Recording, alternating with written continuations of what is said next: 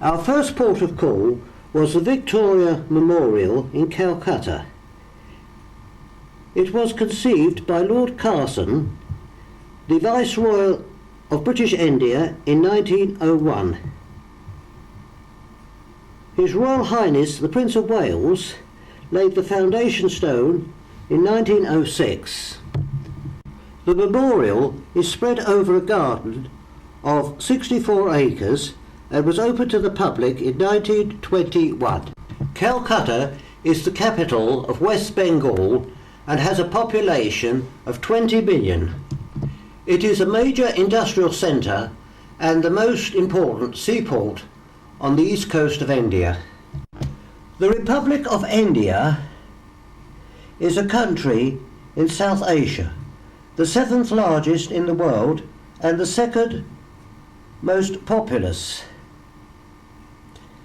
It has a population of 800 million and its land area is 1,269,072 square miles.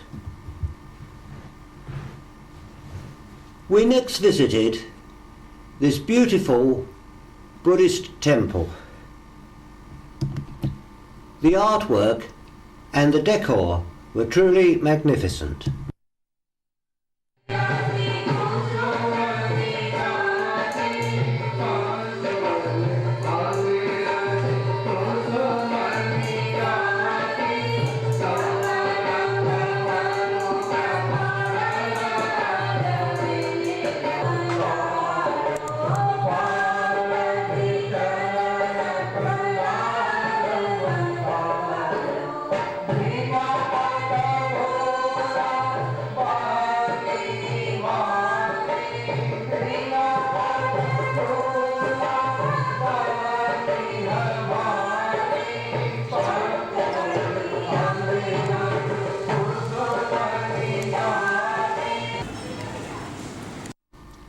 No visit to Calcutta would be complete without visiting the grave, the resting place of Mother Teresa.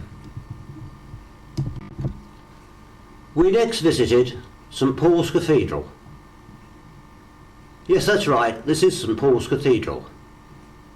This church was built in the days of the British Empire for the British people to worship in.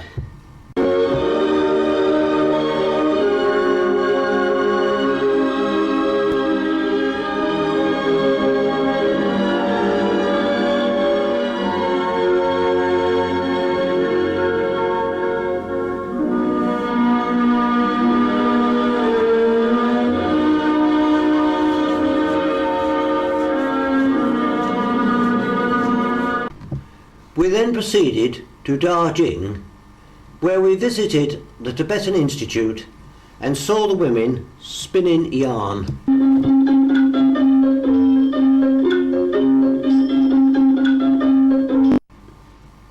Darjeeling is famous for its tea. This is the Happy Valley Tea Plantation.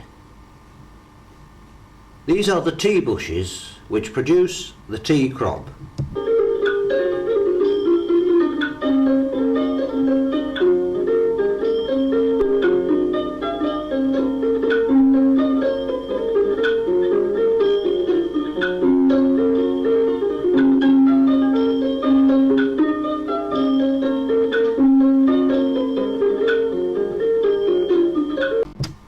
Our next port of call was the Zoological Gardens,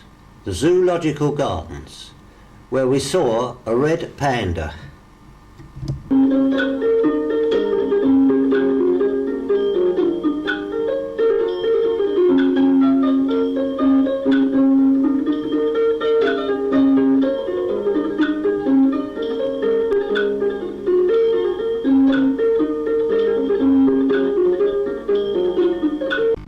This is the place where the ashes of Sherpa Tenzin lie. Sherpa Tenzin, together with Sir Edmund Hillary, were the first two people to climb Mount Everest.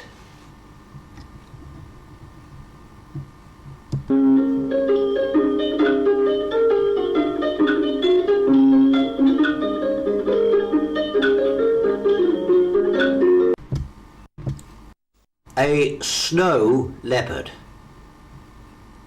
A snow leopard.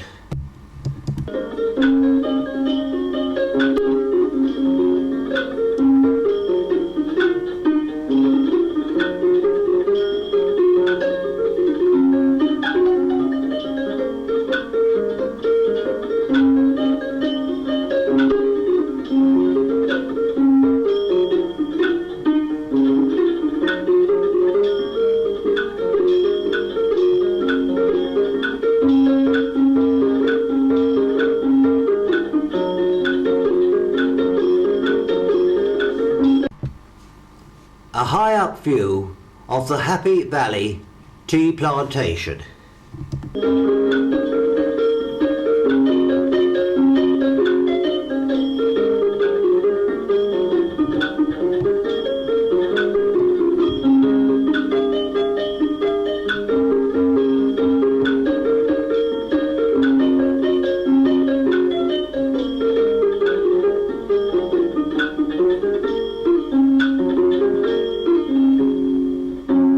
We next had a ride on the toy train to Gloom.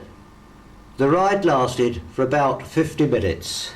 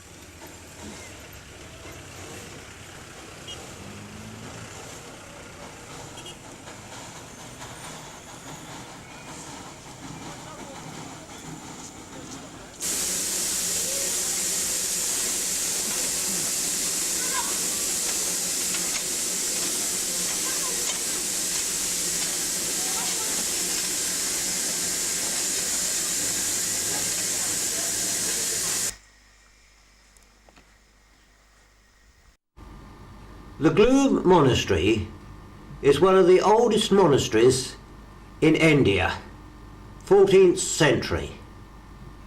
It is a Tibetan monastery. They practice Tibetan Buddhism. The Dalai Lama has visited this monastery on several occasions.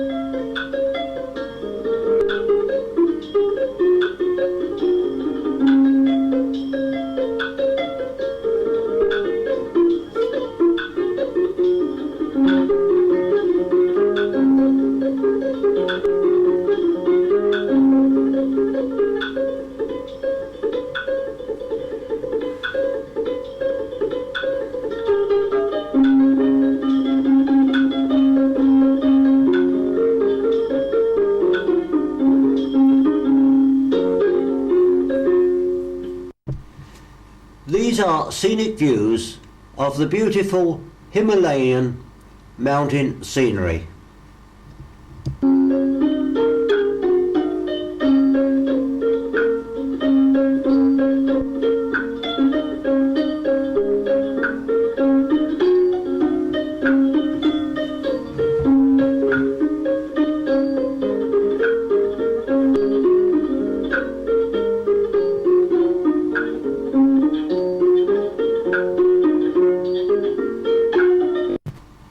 We next visited Pelin.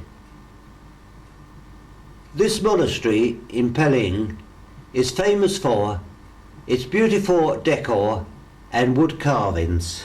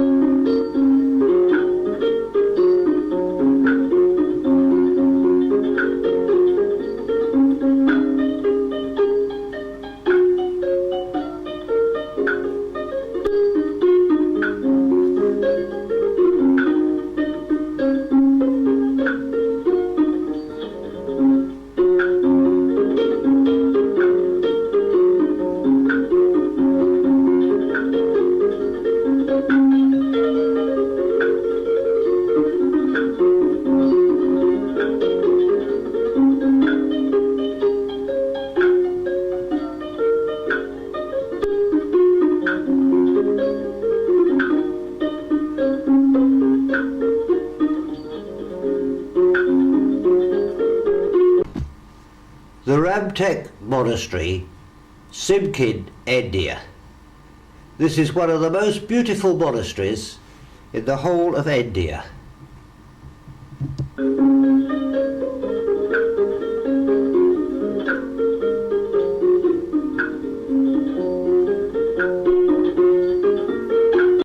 The upper buildings, which are part of the monastery, are an educational institute where people could come and study the teachings of the Buddha.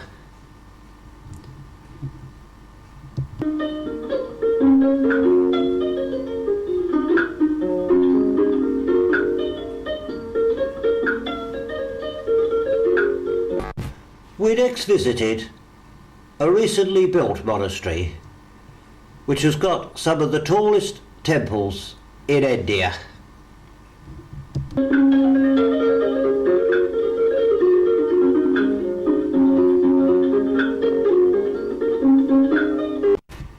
Young people entered the monastery at the age of 9. We had the opportunity of watching the young monks undertaking their education.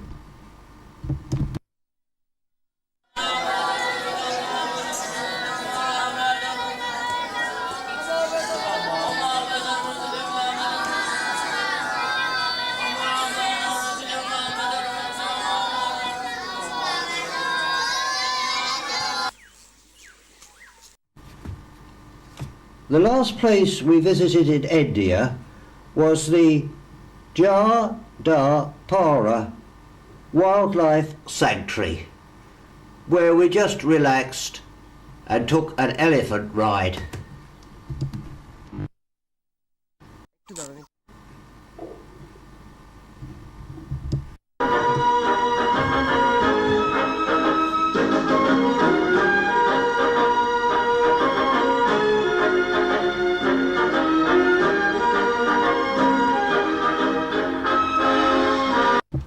We were lucky enough to see a wild rhino.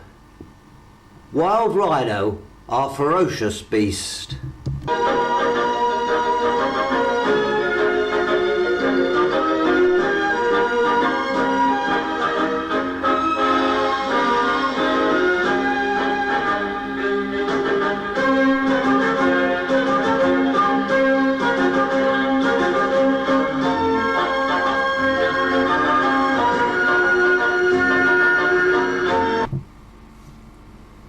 We next visited the Buddhist kingdom of Bhutan. Phimpa is the capital of Bhutan. This beautiful monument is in the centre of the capital. People gather here to pray and worship the Buddha. These candles, lights, are burned as a prayer to the Buddha for the departed souls. The Buddhist kingdom of Bhutan lies along the lofty ridges of the eastern Himalayas, bordered by China, Tibet to the north, and by India. Its area is 18,000 square miles. Bhutan is comparable to Switzerland both in its size and its geographical features. The kingdom is peopled sparsely, with a population approaching 700,000. There are many beautiful large prayer wheels throughout the capital.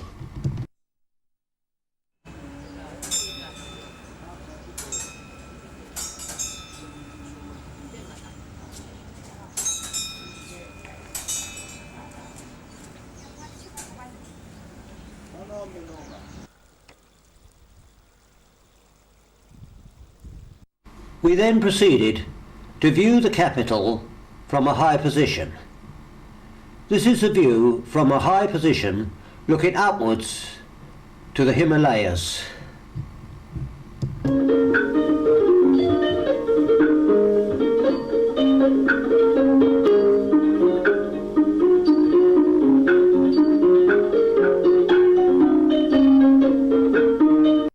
This is the view looking down upon the capital, Phimpa.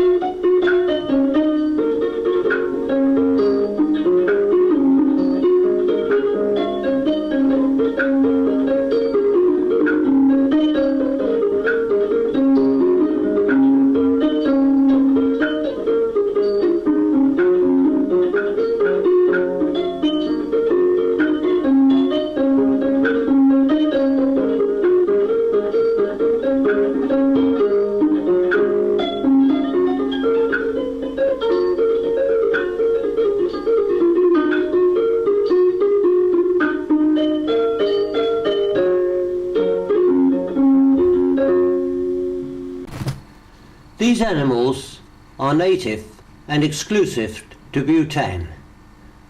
They are a cross between a yak and a cow.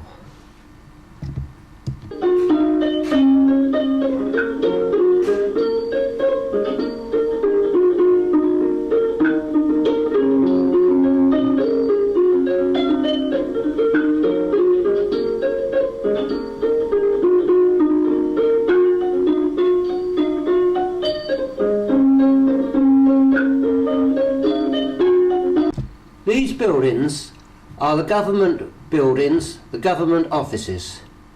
Like all buildings in Bhutan, they are built in traditional style.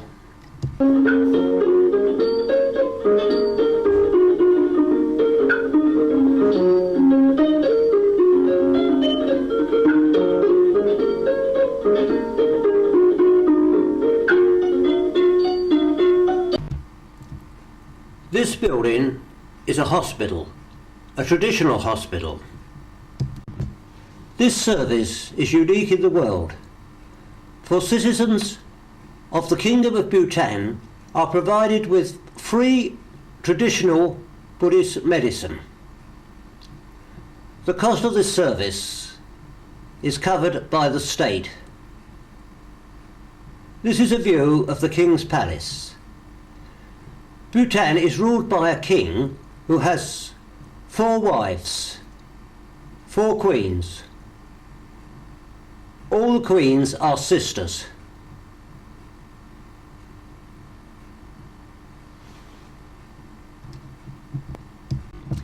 This monument was built by one of the queens on a very high position so as people could stop here and enjoy the beautiful views and scenery.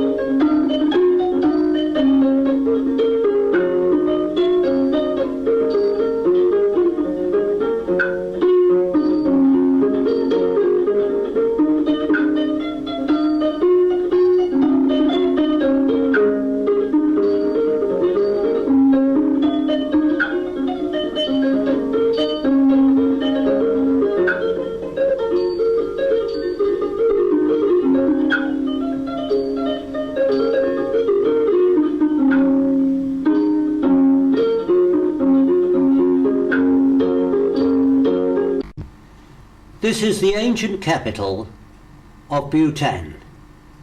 It is a walled city and was built where two rivers meet. The architecture of this city is truly magnificent.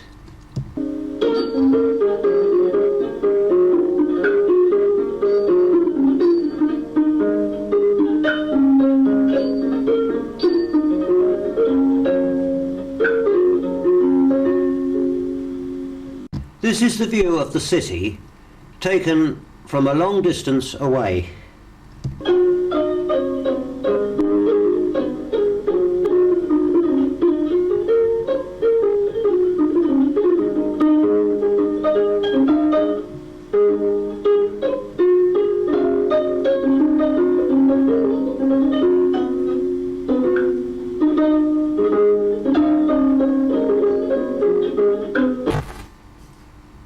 The inside of the city.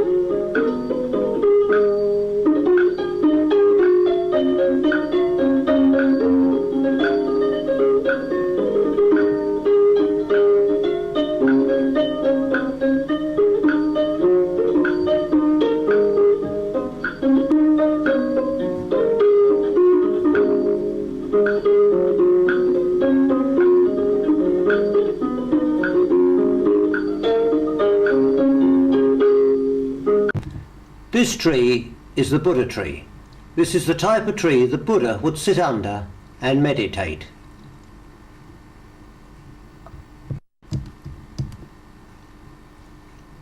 This is something unique.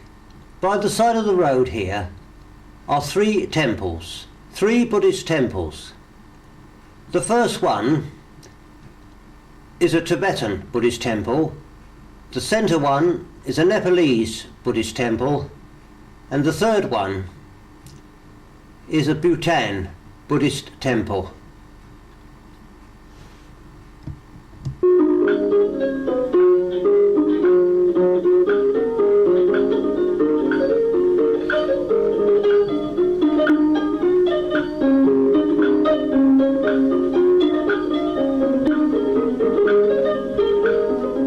This is a 16th century suspension bridge which the monks would have to cross to get up to the monasteries that are on the hilltop.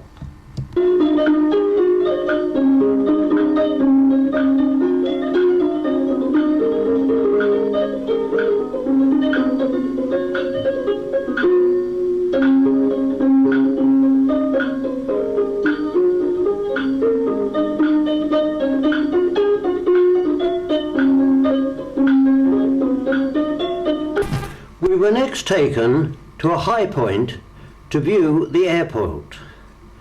This is the only airport in Bhutan. Although this airport has only recently been built, it is unique in the fact that it is built in the traditional Buddhist style.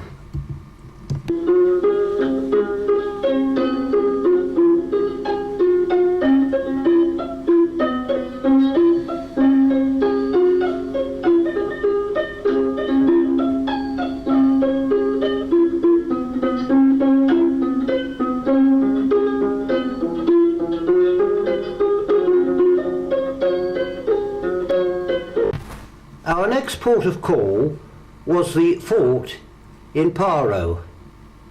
There are two forts, an upper fort and a lower fort. These forts were built to keep out Tibetan invaders.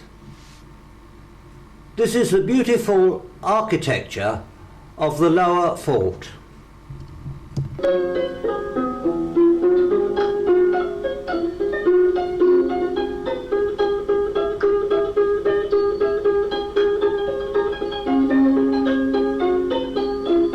This is the view out of the window of the lower fort, one of the king's palaces and the town of Paro.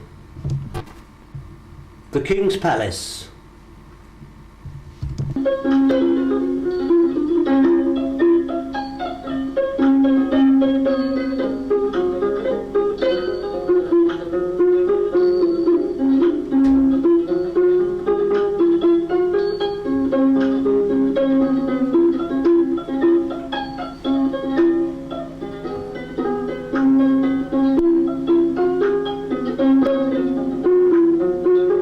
The suspension bridge, the only way of entering the fort.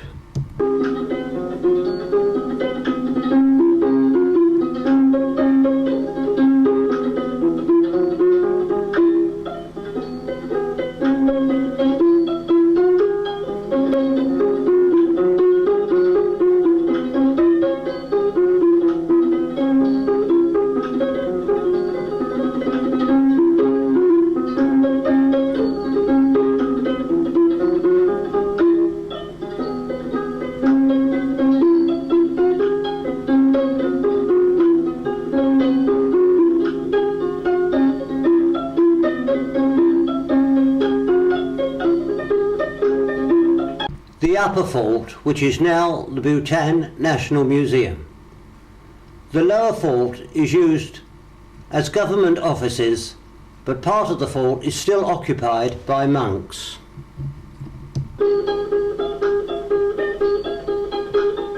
Three junior citizens of Bhutan. We next visited the Tiger Den Monastery. This monastery was built on this very high mountain top. The story is that one day Lord Ran, a Buddhist god, was flying on the back of a tiger, and he stopped here and ordered the monastery to be built. Today there are still about 10 monks serving in this monastery.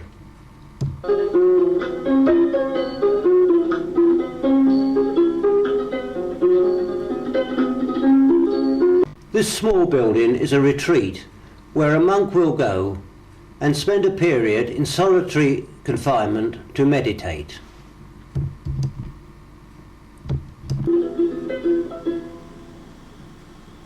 This is a 16th century fort that was built to keep out Tibetan invaders.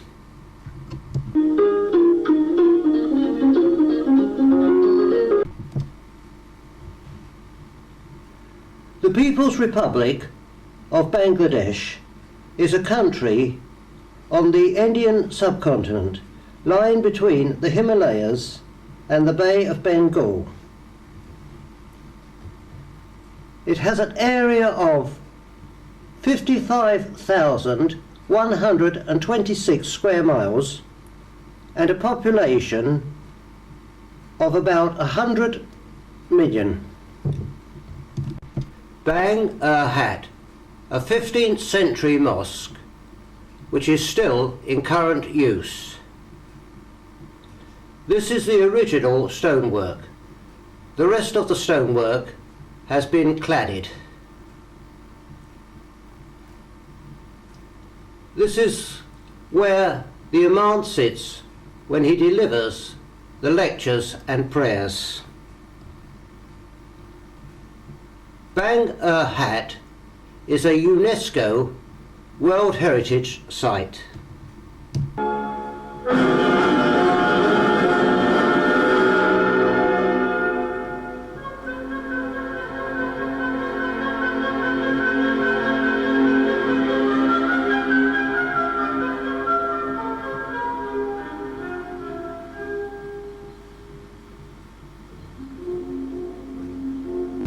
This is the outside of the mosque.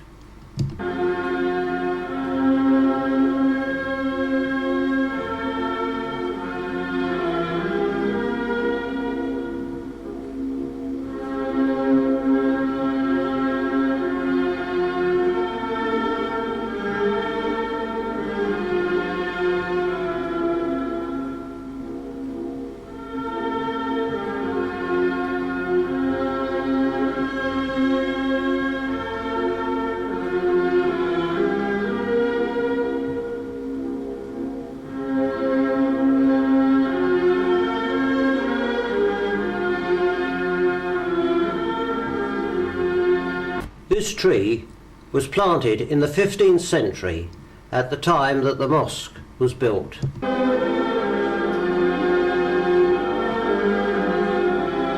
A mausoleum.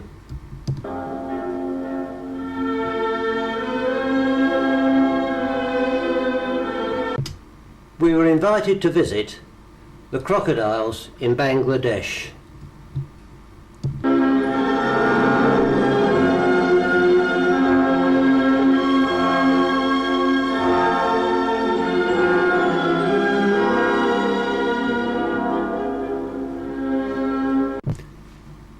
A remote mosque in the middle of the paddy fields.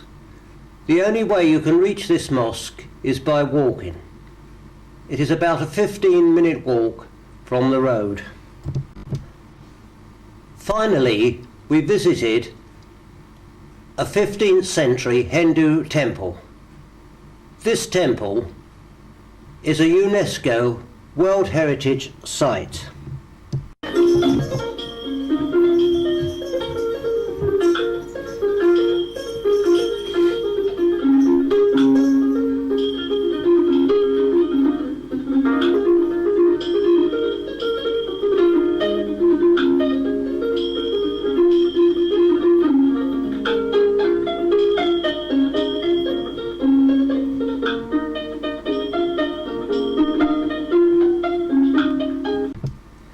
Dhaka, the capital of Bangladesh.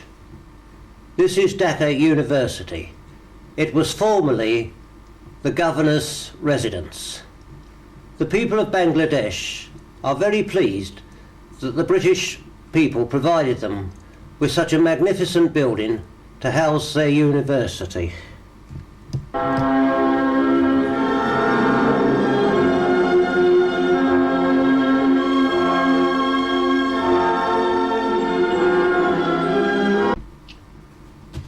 The Hassam Mansil Palace. This palace was at one time a Mongol emperor's palace. The decor is truly magnificent.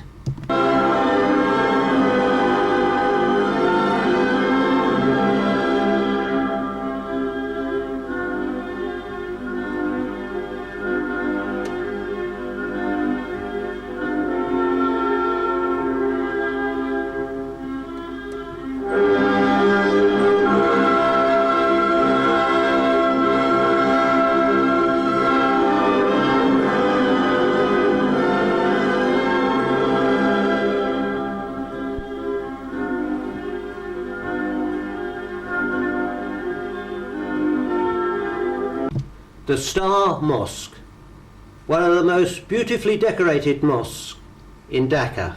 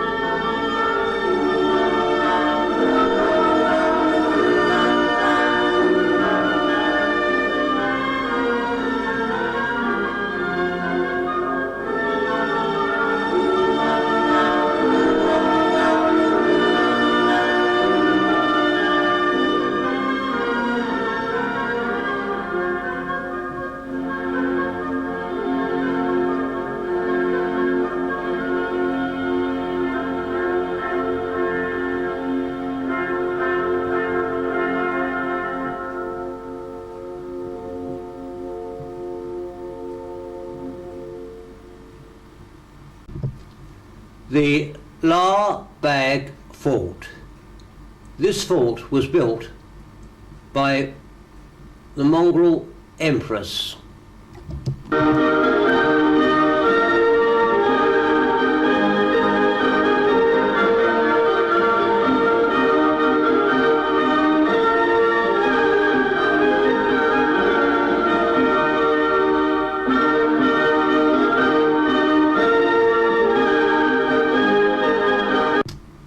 This hole is the entrance to an escape tunnel. Yes, even in those days, the Mongol emperors realised that they might be overpowered and they needed a means of escape. For that reason, this tunnel was built.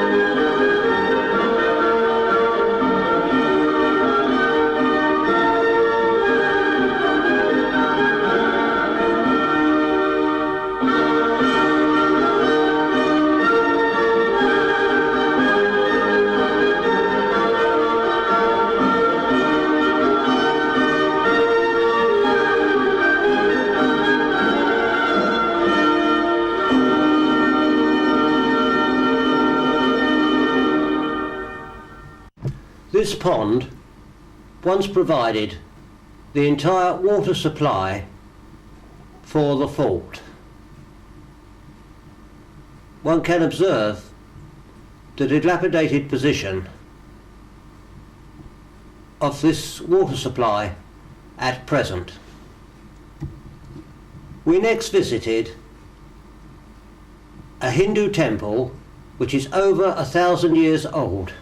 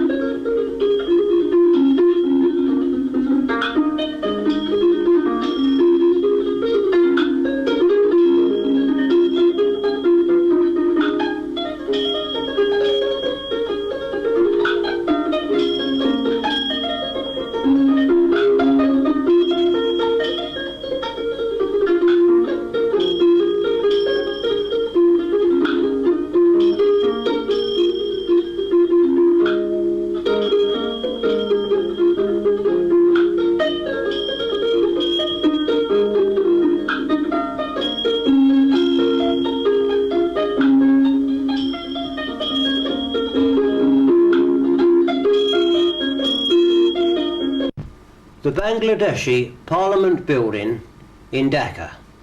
This is where the Bangladeshi Parliament assemble.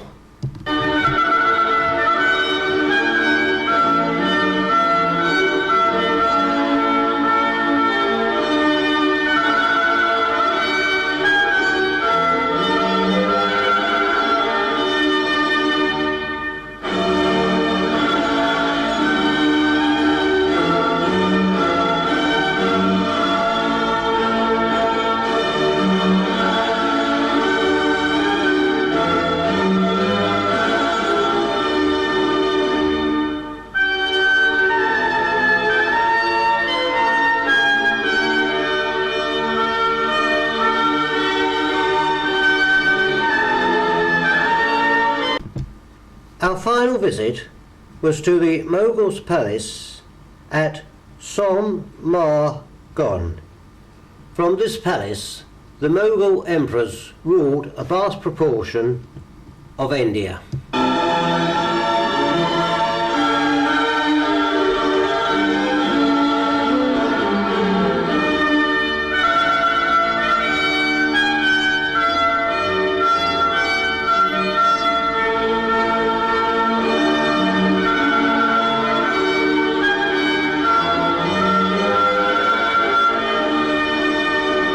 This building is where the servants lived, the servants' quarters.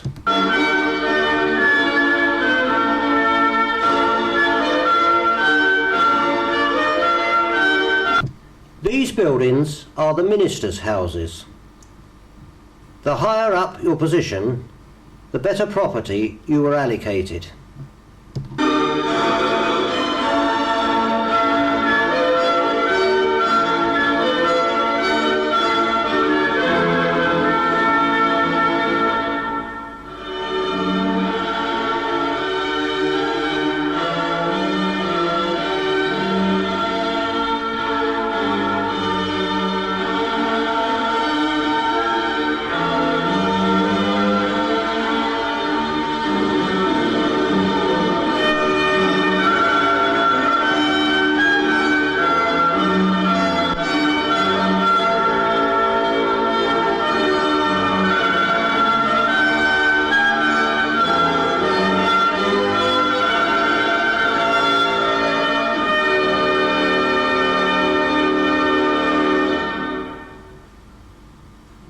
Although these buildings are somewhat derelict, one can still observe the beautiful architecture and decor. This is the bridge by which the emperor would enter his domain.